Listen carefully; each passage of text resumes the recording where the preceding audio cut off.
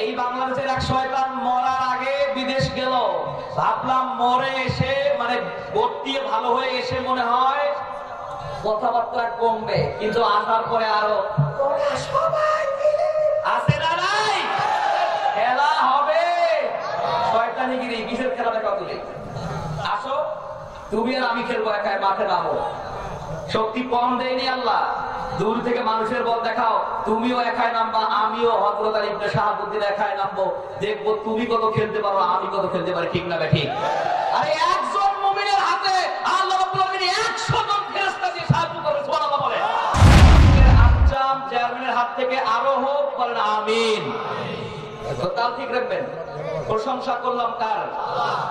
প্রিয় ভাই, আমরা একটু আগে যেই দোয়াটা করেছি, ইয়া রাব্বি লাকাল হামদু কামা ইয়ানবাগি লিজালালি ওয়াজহিক ওয়া আযীমি সুলতানিক, এই দোয়ার ফজিলত যদি আমরা জানতাম তাহলে আমার বিশ্বাস আপনারা গ্রামে যে কৃষক শ্রমিক যে কাজের লোক দেন এদেরকে কি বলেন আপনারা?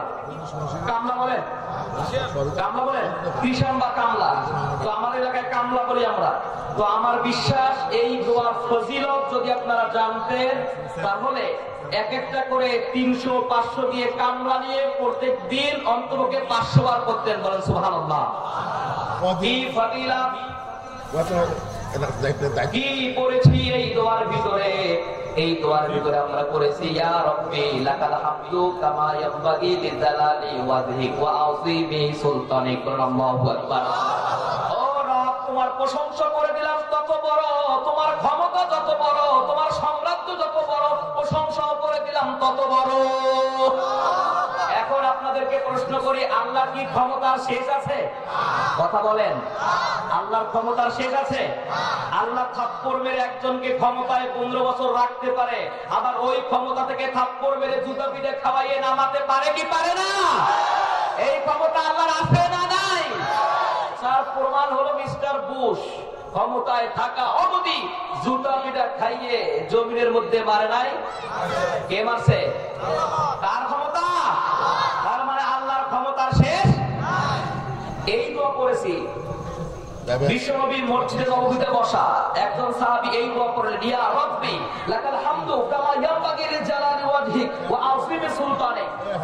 ফেরেশতারা আল্লাহর কাছে গেলেন, ফেরেশতা আল্লাহকে গিয়ে বললেন, আল্লাহ আমাদের কলমের কালি বন্ধ হয়ে গেছে, আমাদের কলমগুলো বন্ধ হয়ে গেছে। সুবহানাল্লাহ বলেন।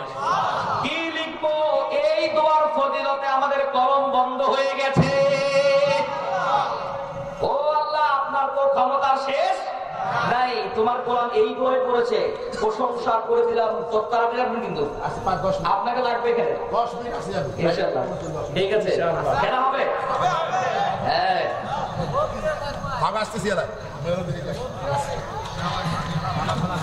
একজন সাহাবী এই দোয়া পড়লেন, ইয়া রাব্বি লাকাল হামদু কামা ইয়ানবাগি লিজালালি ওয়াজহিক ওয়া আযীমি সুলতানিক।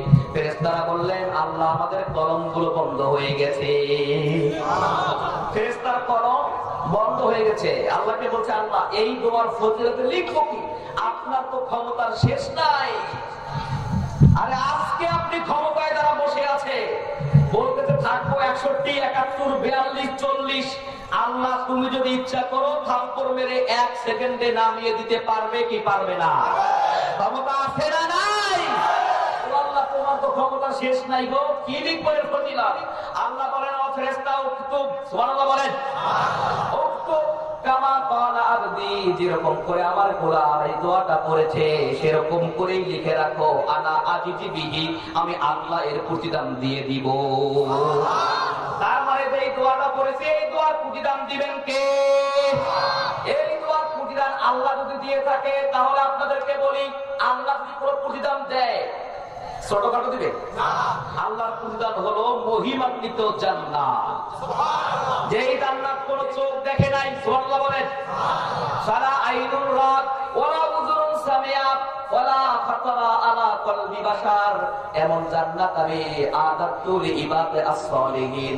এই দুনিয়ায় যারা ইসলামের পক্ষে চলবে, কোরআনের পক্ষে চলবে, আলেম ওলামাদের পক্ষে চলবে, ওদেরকে আমি এমন জান্নাত দিব সারা আইনুর রাত, জীবনে ওটা কোন চোখ দেখে নাই, কোন কান ওইটা শুনে নাই। জান্নাতের ভিতরের শব্দ এমন হবে কোন কান কিন্তু ওটা শুনতে পারে। এই জান্নাত আপনাদেরকে দিবে আল্লাহর প্রতিদানই হলো জান্নাত। এই জান্নাত চান তো আপনারা? চান সবাই? আচ্ছা, আলোচনার শুরুতে একটা তাকবীর দিয়ে শুরু করবো, পারবেন তো আপনারা সবাই? পারবেন? আশেপাশে শয়তান আছে নাই? দেখছেন আপনারা? শয়তান কিন্তু বুড়া হলেও শয়তান থাকে, শয়তান কিন্তু মরে যেতে ধরলেও শয়তান থাকে। এই বাংলাদেশের এক শয়তান মরার আগে বিদেশ গেল, ভাবলাম মরে এসে মানে বর্তিয়ে ভালো হয়ে এসে মনে হয় কথাবার্তা কমবে, কিন্তু আসার পরে আরো সবাই আছে না নাই খেলা হবে। শয়তানিগিরি কিসের খেলা দেখা তুলে? আসো তুমি আর আমি খেলবো, একাই মাঠে নামো। শক্তি কম দেয়নি আল্লাহ, দূর থেকে মানুষের বল দেখাও। তুমিও একাই নামবা, আমিও হযরত আলী ইবনে শাহাবুদ্দিন একাই নামবো, দেখবো তুমি কত খেলতে পারো, আমি কত খেলতে পারি। ঠিক না ঠিক? আরে একজন মুমিনের হাতে আল্লাহ রাব্বুল আলামিন 100 জন ফেরেশতা দিয়ে সাহায্য করে। সুবহানাল্লাহ বলে। কিসের ভয় দেখাও? ক্ষমতার বাহাদুরি পৃথিবীতে সবার থাকে না, জেনে রাখবেন। যারাই বেশি করে সুসজ্জিত বাহিনী দিয়ে যুদ্ধ করেছে আল্লাহ ওদেরকে সব সময় হারিয়ে দিয়েছে। বিশ্বনবীর পক্ষে সুসজ্জিত বাহিনী ছিল না, তেমন কোন শিক্ষিত সাহাবীও ছিল না যুদ্ধ করবে, কিন্তু বিপক্ষে আবু জেহেলের হাতে করা হাজারো হাজারো সৈন্য ছিল, কিন্তু পরিশেষে জয় দিয়েছেন তার দলে। বিশ্বনবীর দল জিতে নাই।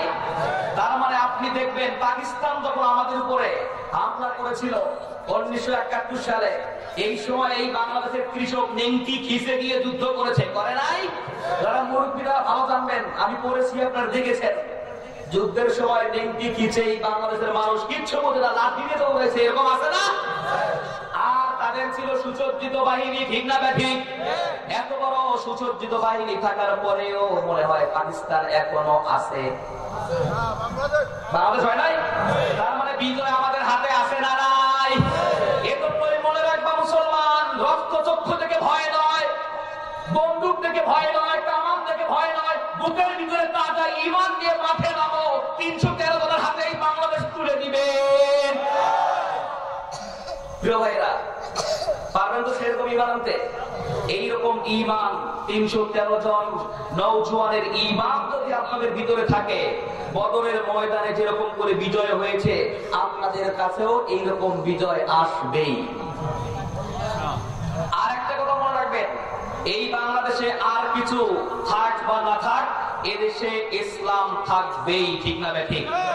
কোরআন থাকবেই। ঠিক না ঠিক? আরে ওলামা থাকবেই। ঠিক না ঠিক? আরে কয়জন আলেমকে ফাঁসি দিবা, কয়জনকে জেলে রাখবা? এক মিজানুর রহমানকে দেশ থেকে পাঠিয়ে দিয়েছো, হাজারো মিজানুর রহমান আজহারের মতো এই বাংলাদেশে আল্লাহ তৈরি করে দিয়েছে। আল্লাহ বলছে তুমি কোথায় হাত দিয়েছো? গামছা দিয়ে সূর্যের আলোকে নিভানোর জন্য এরকম হাতের উপরে গামছা দিয়েছো। এই ইসলাম একটা সূর্য, এই গামছার ফাঁক দিয়ে সূর্য আবার উদিত হবে। ঠিক না ঠিক? কয়জনকে ধরবা, কয়জনকে রক্ত চক্ষু দেখাবা? এই জমিন আল্লাহ মুসলমানদের হাতেই তুলে দিবে। ঠিক না ঠিক?